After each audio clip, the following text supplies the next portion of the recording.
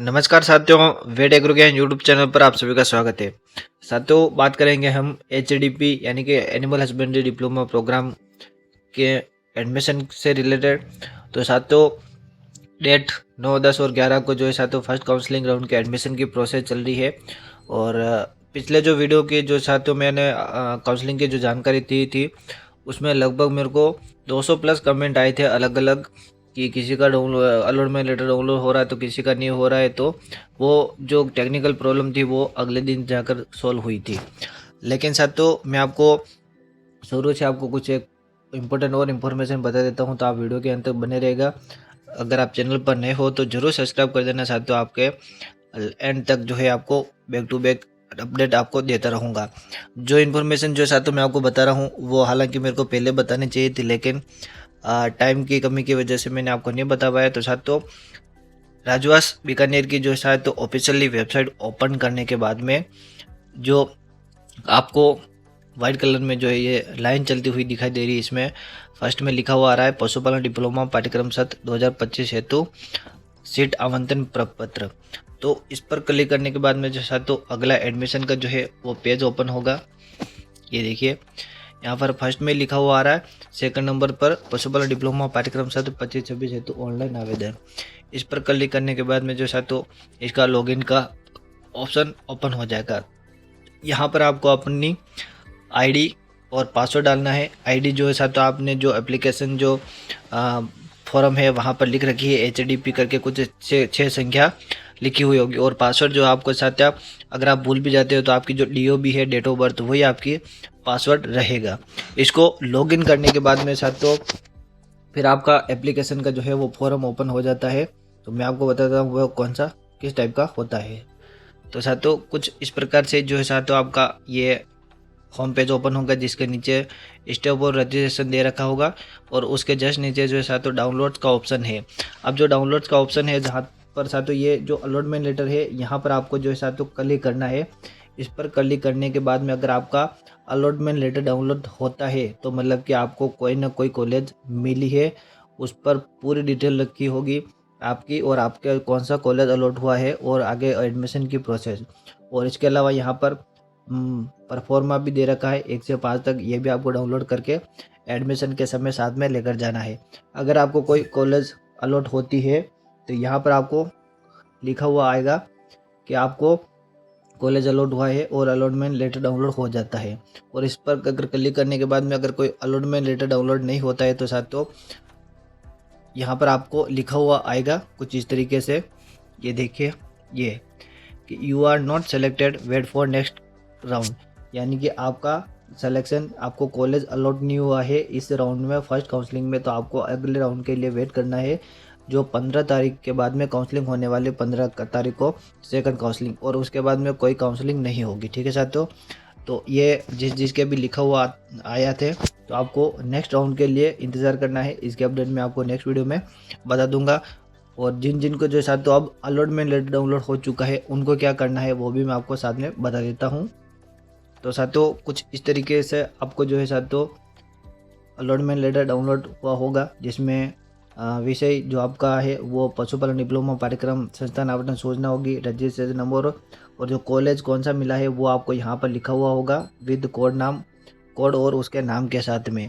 और आपको करना क्या है साथियों कि जो डेट आपको दे रखी है उस डेट के अंदर उसी कॉलेज में जाकर आपको एडमिशन लेना है। और अगर आप उस समय एडमिशन नहीं लेते तो आपकी सीट निरस्त हो जाएगी और अगली काउंसलिंग में किसी अन्य को दे दी जाएगी। अगर आप एडमिशन आपको लेना है और वहाँ पर जाकर जो उपस्थिति पंजिका है वहाँ पर आपको ज़रूर साइन करने हैं।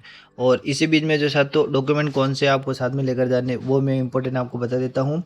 तो आपको प्रवेश के लिए मूल दस्तावेज, फीस, 4 परफॉर्मा या शपथ पत्र संस्थान में जमा करवाने होंगे और मूल दस्तावेजों के साथ इनके सत्यापित फोटो स्टेट के 2 सेट लेकर आपको जाना है। तो सबसे पहले निर्धारित फीस यानी कि जो भी पूरी कंप्लीट फीस है 40,000 तो साथियों प्रोफेशनल फ़ीस है जो 4 गवर्नमेंट कॉलेज के अलावा सभी कॉलेज में आपको लेकर जानी है।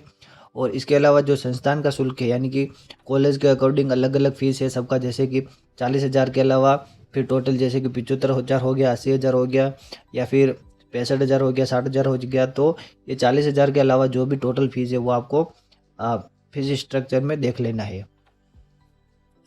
सेकंड, हस्ताक्षरित जो ऑनलाइन आवेदन पत्र की जो एप्लीकेशन जो आपने जब फॉर्म भरा होगा तो जो एप्लीकेशन जो डाउनलोड हुई होगी वो आपको साथ में लेकर जाना है।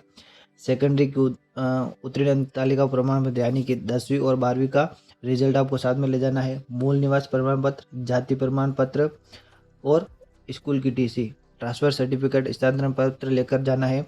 अंतिम अध्ययन किए गए संस्थान के जो प्रधानाध्यापक है, प्रिंसिपल, उनके द्वारा चरित्र प्रमाण बनाया हुआ कैरेक्टर सर्टिफिकेट जिसे सीसी बोलते हैं वो लेकर जाना है। और माइग्रेशन पत्र भी आपको लेकर जाना है, एमसी माइग्रेशन सर्टिफिकेट। और जो परफॉर्मा है साथियों, जो अभी आपने उस समय डाउनलोड किए होंगे वो भी आपको साथ में लेकर जाना है। अब इसमें जो साथियों संख्या 2 से जो 6 तक के जो डॉक्यूमेंट है वो अत्यावश्यक है, मॉनिटरी बिना इसके बिना आपको प्रवेश नहीं दिया जाएगा, तो ये आपको इम्पोर्टेंटली साथ में लेकर जाना है।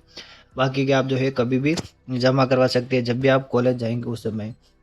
वो जो मूल दस्तावेज है साथियों, और उस जो समय के प्रवेश के समय या फिर एनरोलमेंट तथा भविष्य में किसी भी जांच में अगर ये पाठ्यक्रम की आवश्यकता की योग्यता अगर धारित नहीं करते तो विश्वविद्यालय के इस पाठ्यक्रम में विद्यार्थी नहीं माना जाएगा और प्रवेश आपका स्वतः ही निरस्त कर दिया जाएगा। और विश्वविद्यालय बिना कारण बताए अस्थायी प्रवेश भी आपका निरस्त कर सकता है। और अगर कोई भी संस्था अगर बंद होती है या फिर उसकी संबंधता निरस्त होती है तो वो विश्वविद्यालय उन छात्रों को अन्य संस्थान में स्थानांतरित करेगा, जिसका जो भी बाध्य होगी वो उन छात्रों को स्वीकार करनी पड़ेगी।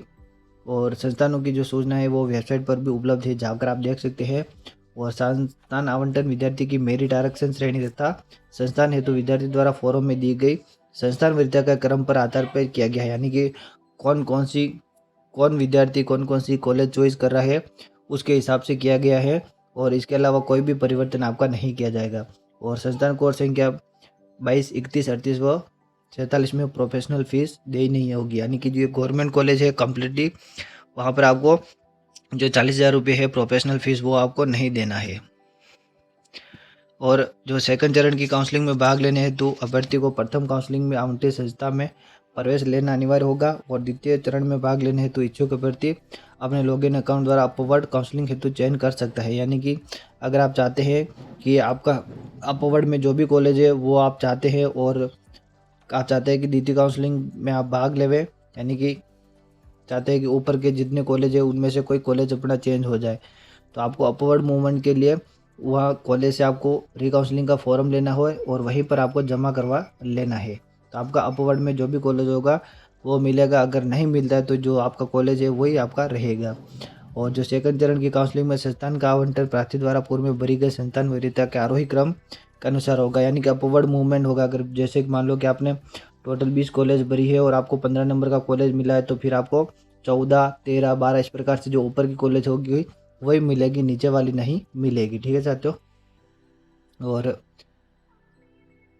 सेकंड काउंसलिंग में अभ्यर्थी को नया संस्थान आवंटित होता है तो उससे पूर्व में आवंटित संस्थान स्वतः ही निःशुल्क निरस्त हो जाएगा, यानी कि अगर आपको अपवर्ड में कोई कॉलेज मिलता है तो आपका जो आपने जो एडमिशन लिया है वो कॉलेज आपका निरस्त हो जाएगा।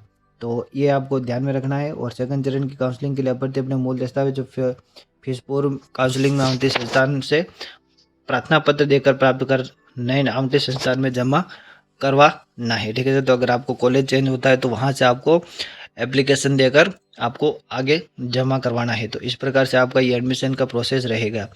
तो जिनको भी फर्स्ट काउंसलिंग में कॉलेज मिला है वो जाकर एडमिशन लेवे और वहाँ पर रिकाउंसलिंग का अगर आप फॉर्म लगाना चाहते हैं तो रिकाउंसलिंग का फॉर्म वहीं से लेकर आपको वहीं पर जमा करवाना है फिल करके। अगर आपको सेकंड काउंसलिंग में कॉलेज अलॉट होती है तो ठीक अपर मूवमेंट की, नहीं तो आपकी जो कॉलेज है वही आपकी रहेगी, चेंज नहीं होगी और वहीं पर आपको स्टडी करनी होगी। और रही बात जिनका इस काउंसलिंग में सिलेक्शन नहीं हुआ है वो अगली काउंसलिंग के लिए इंतज़ार करें, 15 तारीख को होगी। और अगर उसमें भी अगर आपका कॉलेज अलॉट नहीं होता तो आप हमें कांटेक्ट करें। अगर कोई प्राइवेट कॉलेज में डायरेक्ट एडमिशन लेना चाहता है तो वो हमें कांटेक्ट करें, हम आपको डायरेक्ट प्राइवेट कॉलेज में एडमिशन दिलवा देंगे पेमेंट बेस पर। ठीक है साथियों। मैनेजमेंट जो भी रहेगा आपका पूरी जानकारी आपको हम बता देंगे। और अगर किसी ने फॉर्म नहीं भरा तो वो भी हमसे कांटेक्ट कर सकते हैं। और रही बात मेरिट की और कट ऑफ की, तो साथियों सभी कॉलेज की कट ऑफ और मेरिट अलग अलग जाती है, वो विद्यार्थी की चॉइस पर डिपेंड करता है।